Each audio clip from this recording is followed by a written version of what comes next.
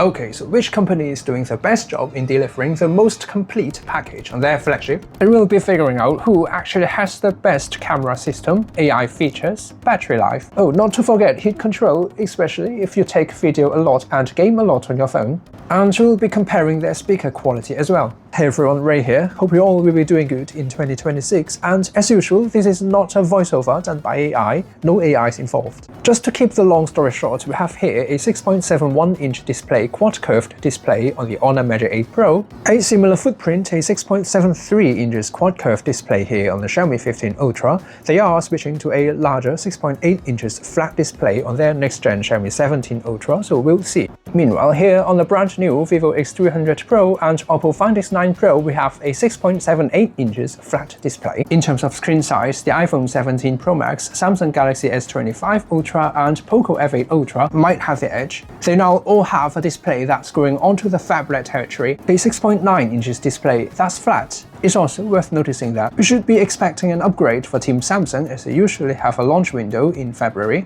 so we could be expecting similar Galaxy AI features, and especially the anti-reflective screen coating got carried through to their next generation S26 Ultra. Now, I must say, despite Apple's given the iPhone 17 series an anti-reflective coating, the one here on the Samsung's working tremendously good. This is actually one of the major reasons for me to daily drive the S25 Ultra over all the rest of the devices. Now, things are a little bit different here on the Sony Xperia 1 Mark 7. On one side, it seems like they haven't changed their design for years, but that could be for good reasons, especially from their perspective. We're still getting a 3.5mm headphone jack here with Walkman technology baked inside, an easily removable SIM tray with microSD support.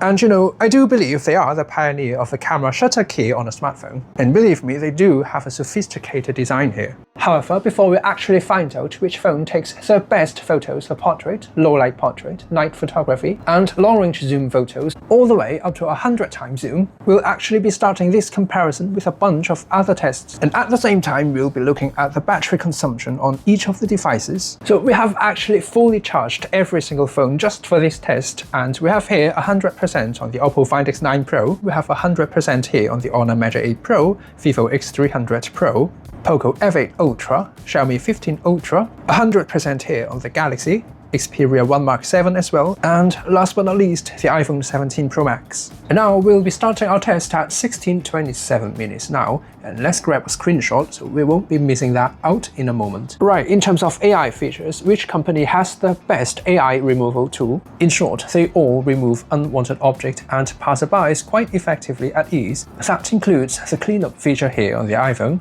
Of course, we might be getting a better one on the Samsung. Now, the Sony Xperia 1 Mark 7 here, interestingly, that's the only phone that comes with only Google Photos, without any sort of in-house album app. They've actually taken that away years ago just to keep the system as close to stock Android as possible. Right, the question you might have already been asking, who's doing the best job here? In a side-by-side comparison, the circular metal gate structure here, and we might put some attention to the artwork behind that gate as well. For this particular photo and scene with complex textures and more than one overlapping elements, the Samsung Galaxy S25 Ultra managed to reconstruct both the artwork and the metal gate in front of it that were originally covered by me in the original photo. Now, the Vivo, Xiaomi, Poco, Honor and Oppo also did a pretty decent job in reconstructing that metal gate, and surprisingly, Google Photos on the Sony Xperia 1 Mark 7 actually delivered a very pleasant surprise. All of them did a pretty good job here, except the iPhone messed up a little bit. Right, so that's actually the easiest task we'll be giving them today. This time, we'll be removing a portrait that took up quite a large part of the frame, while the background features a building with complex lines and textures. Okay, Galaxy AI on the S25 Ultra is very stable in generating the missing pixels. The Vivo X300 Pro, however, showed clear improvement compared to its predecessor.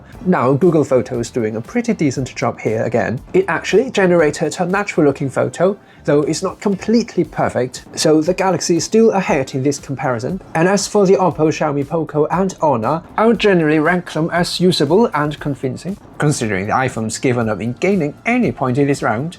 Round 3, I'm pretty sure you've seen short videos showcasing the ability on the Galaxy to generate faces and hands that were covered by other objects. The real question we've got here is how far we can actually push it. We've got a surprise here, the Oppo Find X9 Pro and the Galaxy S25 Ultra are the only two phones that were able to generate the missing pixels that were covered by the ice cream cone.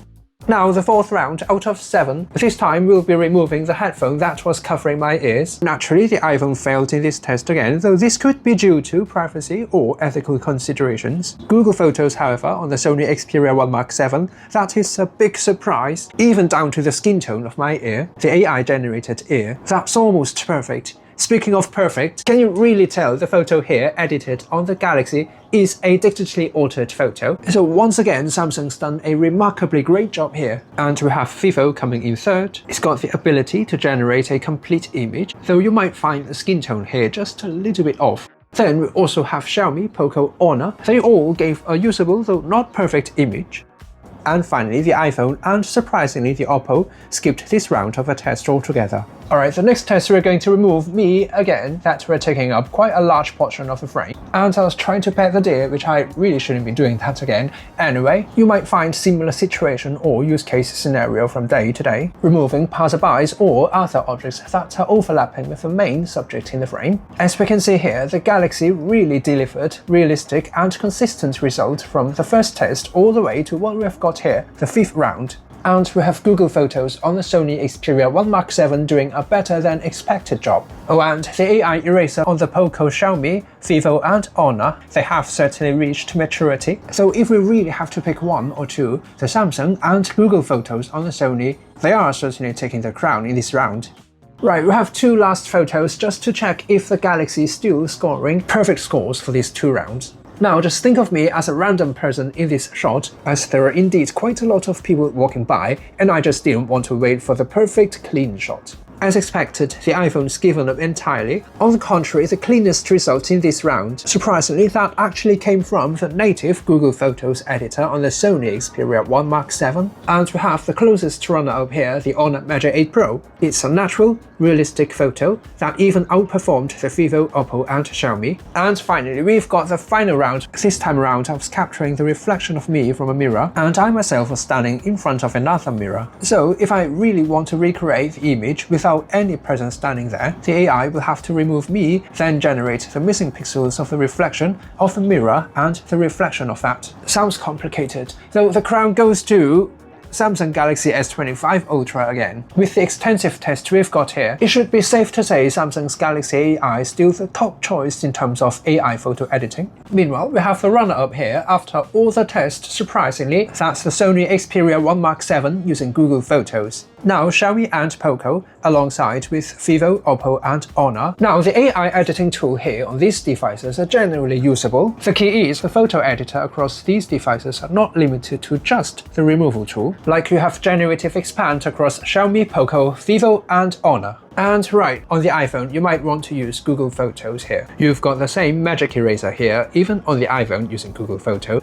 Now, throughout the past hour, we've set the screen brightness to 50% across all the devices here, with the humongous 7500 mAh battery here on the Oppo Find X9 Pro and the 6500 mAh battery here on the Vivo. An hour of AI photo editing seems nothing to them. A solid 100% of the battery is still here across these two devices, while here on the Honor Magic 8 Pro, we do have a 7100 mAh battery here on this global version of the unit here. We've used 1% of the battery. Now we have a 5000 mAh battery here on the Sony and a 5410 mAh battery on the Xiaomi. They're both down to 98%, still good to go though. Now let's see what we've got here on the Poco F8 Ultra with a 6500 mAh silicon carbon battery. That's 97%, which is the same as the S25 Ultra. And finally the iPhone 17 Pro Max, 96% of the battery is remaining here. Right, I know what you've been thinking. Based on my past experience, phones from different brands do tend to lose the first few percent of the battery relatively slowly. But as we continue with our test, the margin of error will definitely shrink. And speaking of another aspect of today's test, moving on to the performance test and heat control stress test. And right, throughout the entire test, we have kept the screen brightness at 50% and we'll be taking a look at the battery consumption as well. In the coming hour, we'll be running Antutu benchmark 4 times in a row. That will definitely push every phone to their maximum limit, and it has got AI, CPU, GPU and UX optimization all covered. Right, as for battery life, the iPhone's doing a surprisingly great job here. 74% of the battery is still remaining here on the iPhone. Now the S25 Ultra, we've got 68% of the battery, 60% remaining here on the Xiaomi 15 Ultra, 66% here on the Poco F8 Ultra. Now the Vivo is doing a solid job here, 72% left. And good news here on the Honor Magic 8 Pro, apart from the massive 7100 mAh battery here on the global version, it seems that they've done a relatively great job in optimizing the software as well. 77% of the battery is left here, putting it all the way to the top of the list so far. Meanwhile, despite we've got even larger battery capacity here on the Oppo, 72% left, same as the Vivo X300 Pro. Right, the Sony, I wasn't expecting this at all. It's almost got the same drop in percentage as the Honor, despite the significantly smaller battery here compared to that on the Honor, 76% here. It's worth mentioning, however, we also observed that the Sony 1 Mark 7 might use less battery throughout the past hour compared to most of the competition, though the performance output we're getting here. The Galaxy and the Xiaomi 15 Ultra both gave a higher benchmark score, though you're right, who cares? What about thermal management? Now we're running SolarBay Unlimited Stress Test. That's a 20-minute long GPU stress test with ray tracing. Now we're near the completion of the stress test. The iPhone stays under 40 degrees Celsius here, roughly around 40 I would say, considering the margin of error. The Sony, they've finally implemented vapor chamber cooling on their recent generations of flagships. You know, it's doing a pretty good job here. It reaches 43.9 degrees Celsius here. Now the Galaxy S25 Ultra, that's using the same Snapdragon 80 chip, they've kept it under 42 degrees Celsius, so thermal management could be still a little bit better here on the Samsung over the Sony. Now if you truly care about gaming performance, especially the frame rate, now Xiaomi and especially Poco, they do tend to allow the phone to run a little bit hotter, especially here on the Poco. The surface temperature of the back is around 47 degrees Celsius, while turning it around to the front is nearing 50 degrees. So if we put the attention to the other side of the story, the actual performance and the benchmark score for both the CPU, GPU and Antutu benchmark, the Poco F8 Ultra is actually crushing the competition, so it's more like a question of would you rather prioritize gaming performance and smooth frame rate, or gaming's actually not something that you'll be doing every day. In that case, you might prefer a phone that runs a little bit cooler for better longevity. In that case, the Honor Magic 8 Pro here is using the same Snapdragon 80 Gen 5, though the temperature is down to just 42 degrees Celsius, though you might get lower benchmark scores. So what do you think, and which one would you prefer? Right, don't forget the Vivo and the Oppo Find X9 Pro, which uses the 3nm technology from TSMC. They both run at about 40 degrees Celsius. At the end of the day, you'll be getting buttery smooth experience no matter which phone you're going to pick in the end. So the actual deciding factor could be the battery life here again. Now to complete our 5-hour long battery life test, we'll be playing videos on YouTube for an hour at 50% screen brightness. For the final 2 hours, I'll be spending 1 hour on Instagram scrolling along the main feeds, and finally I'll be playing League of Legends Wild Rift for an hour on every device here, just to include a little bit of gameplay for our test. As we've mentioned before, the first few percent of a full charge tend to last a little bit longer, while the order of the bar chart is listed following the exact sequence of our test. So it's basically a battery life test starting from a full charge, possibly similar to what you will be doing from day to day. Now, moment of truth,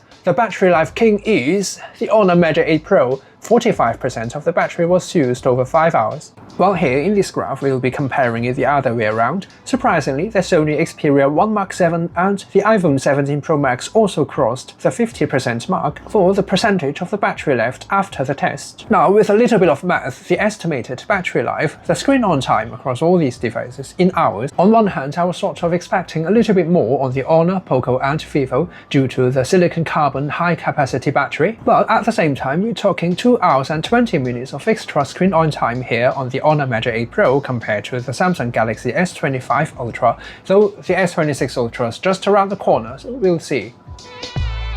Alright, here we've come to the biggest highlight of this video. Which brand has the best camera?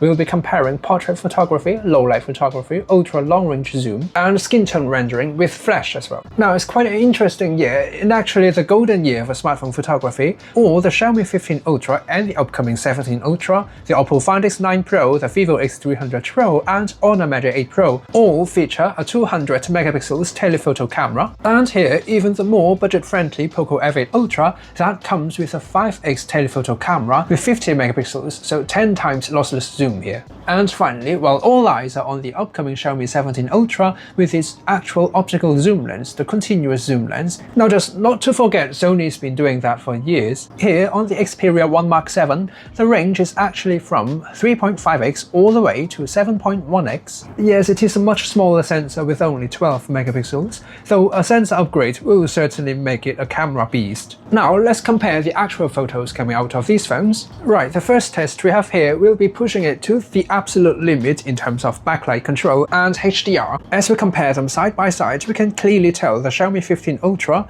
Poco F8 Ultra, Vivo X300 Pro, and the Honor Magic 8 Pro, as well as the Oppo Find X9 Pro, not to forget that as well, putting a huge effort in brightening up the shadows area, at the same time retrieving, or in fact preserving, extra information from the highlights. That's especially true here on the Honor Magic 8 Pro as well as the Xiaomi 15 Ultra.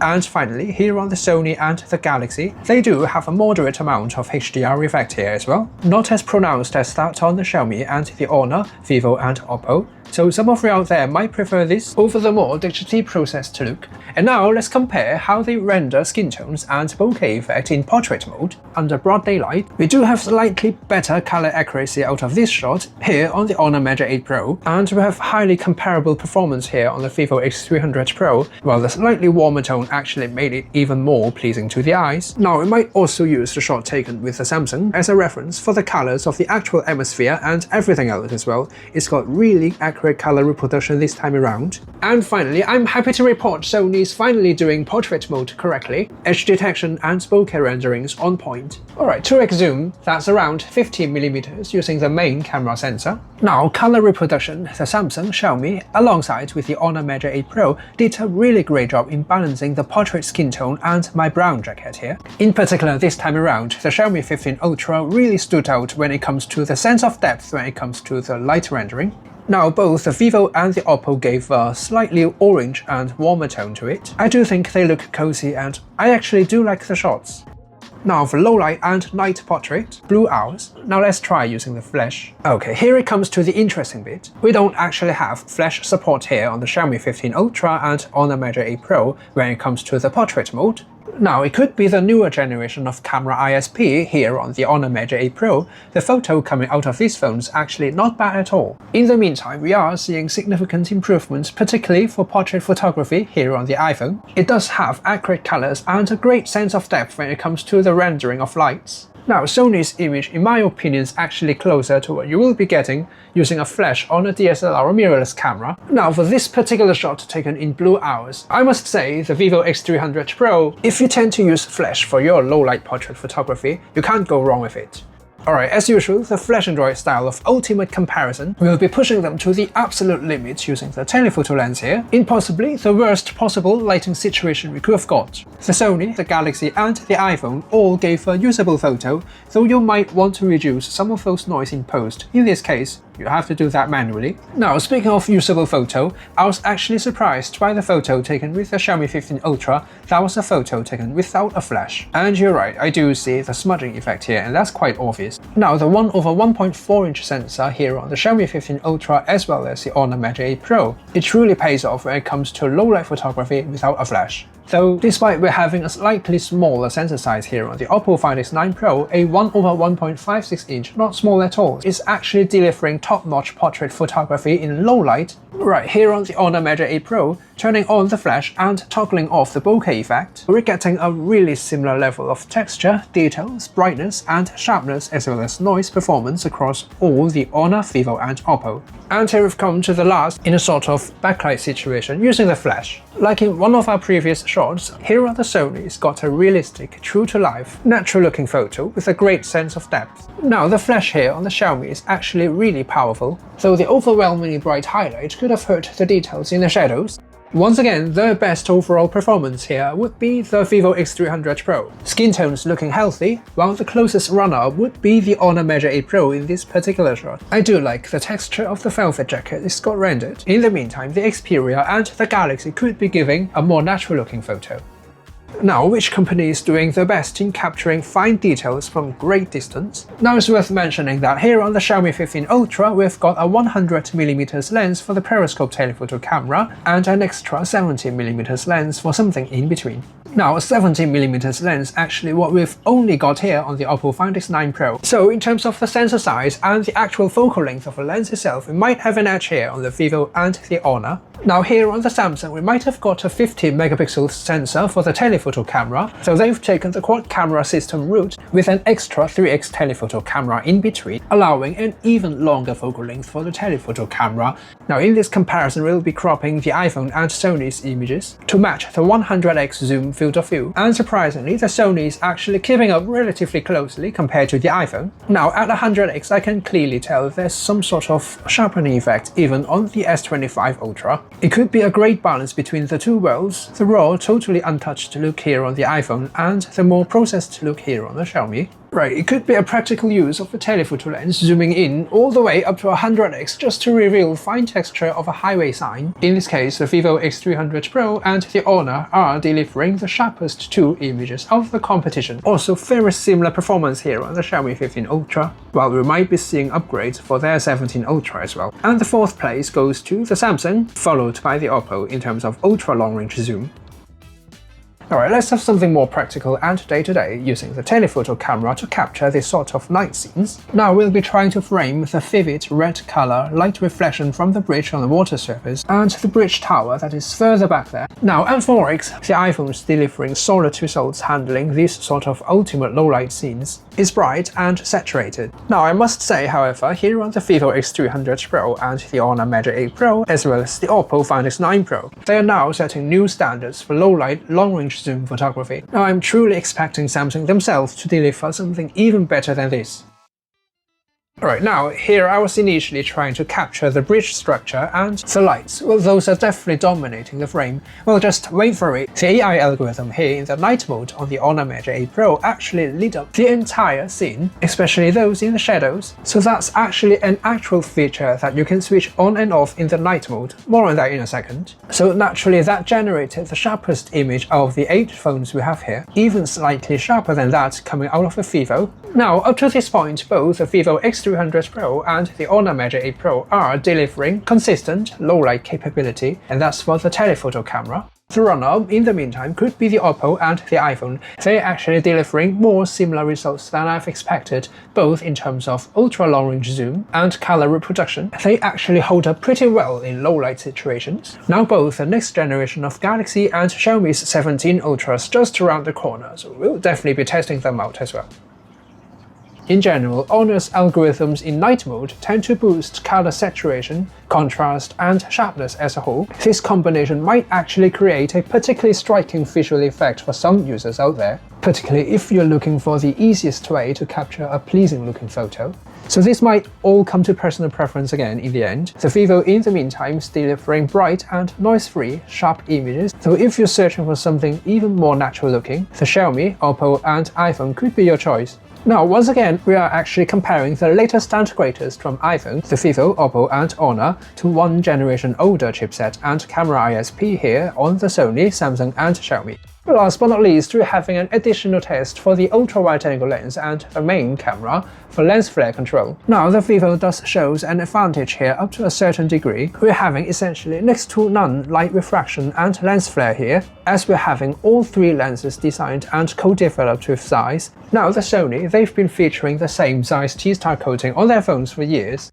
Now, the main camera, apart from suppressing all those lens flare, we've also noticed here on the Poco, Xiaomi, Vivo, Honor, and Oppo, HDR processing is once again more pronounced here on these devices. So when it comes to controlling lens flare, the Vivo X300 Pro truly stands out here again, while the closest runner-up in this particular situation would be the Samsung Galaxy and the Honor. Don't get me wrong, the Oppo and the Xiaomi is also doing a decent job here. Now, apart from conventional ways to capture photos and possibly videos as well, here we've got a quick summary of features that are unique to each brand. To start off with, we have a rather practical feature here on the Sony. It's basically cropping to a tighter framing and following you or whatever you're pointing your camera at. So the Sony and the Galaxy are the only two phones here that comes with this particular feature, while here in particular on the Sony One Mark 7, it actually further allows us to adjust how much we would want to crop in. It can actually record and export simultaneously 2 videos at a time. One, the vertical 16:9, which I would be using in the end. Now that's the interesting bit, it's actually saving the original 16:9 4K video. And you'll be able to do this the other way around. It's not using a square sensor as on the iPhone.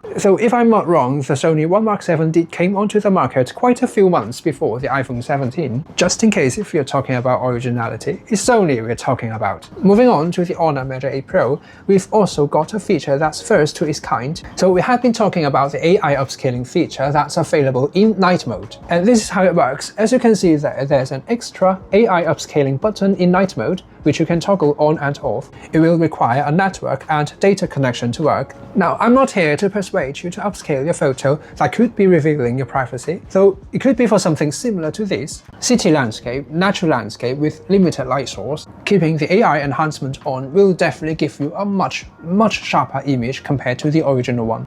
And I do perceive it as a well thought out feature, as we can always choose between the original one and the AI enhanced one in the album app, as the phone's actually saving both the original one and the enhanced one. Alright, now the Vivo X300 Pro's also got some fun to play with features, especially if you've been following this phone or watched our previous reviews. The fun element here is that you can take one scene, then change the lighting and the atmosphere altogether, even to another season, doing all that while keeping the same field of view and framing of your original photo. So that's definitely a fun feature to have. Now here, if you prefer actual photography, it's not altering the framing and the lighting of your photos. So what Vivo's trying to do here is actually combining the remove people feature you've got on the photo gallery app, baked inside directly in portrait mode, that works with both the selfie camera and the main camera as well. The idea is to remove all the passerbys before saving the photos. Alright, here on the Oppo Find X9 Pro, on the contrary, we're getting less AI here, though we have a full set of color profiles co-developed with Hasselblad. And here in portrait mode, you'll actually be able to mix with those soft light effects with all the color filters.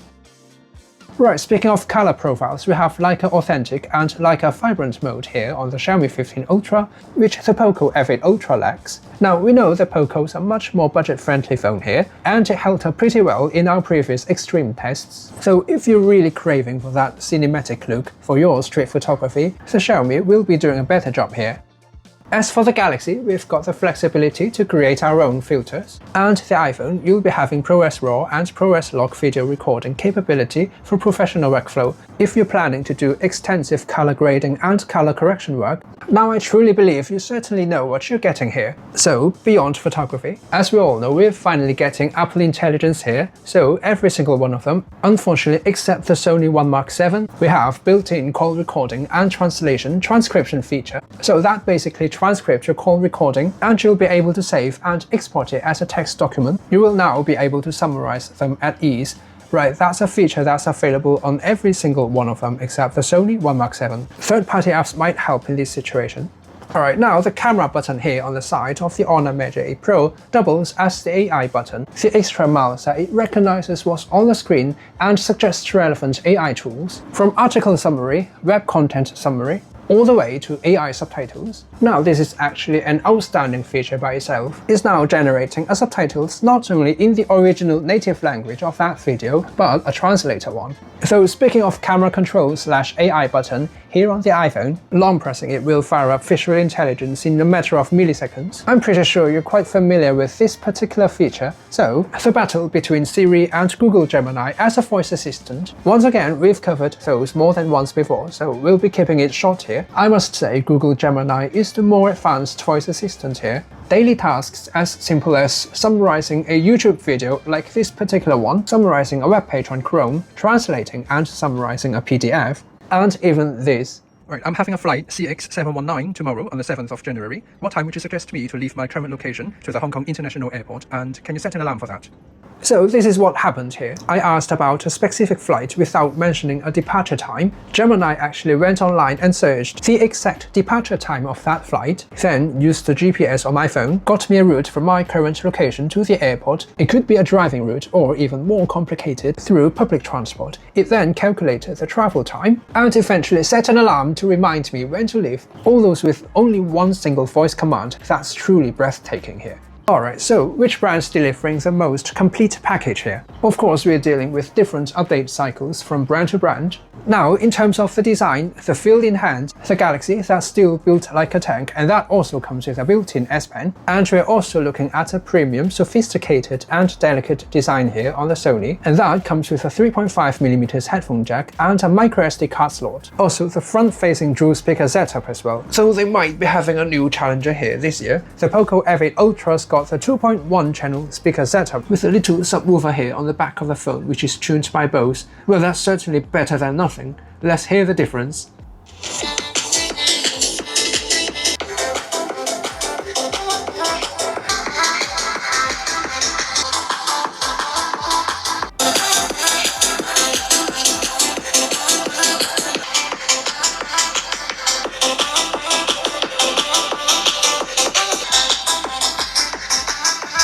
Right, the best display, despite the Galaxy might not have the brightest display, it might not have the highest PWM frequencies, and it's an 8-bit panel. In my opinion, however, the anti-reflective screen coating here definitely helped them score 10 A's. It might just have the most reliable and possibly the best AI among the comparison as well, especially if we're talking about photo editing AI. Now, the best cameras, we did had a few more videos covering only the cameras. In short, it's more like a holy trinity here. We have the Oppo Find X9 Pro, Honor Magic 8 Pro and the Vivo X300 Pro. It might come down to personal preference again in the end, though if we're searching for the absolute best for ultra long-range zoom, the Vivo and the Honor might just have an edge here. Now, the Oppo could be delivering more natural and true-to-life colors, while the Vivo and Oppo could be unbeatable for ultra long-range zoom at the moment. Now, the iPhone, it seems like it's not going extreme in any aspect and directions, though it kind of does everything alright, and that's a solid device, especially if you're looking for professional post-editing and color grading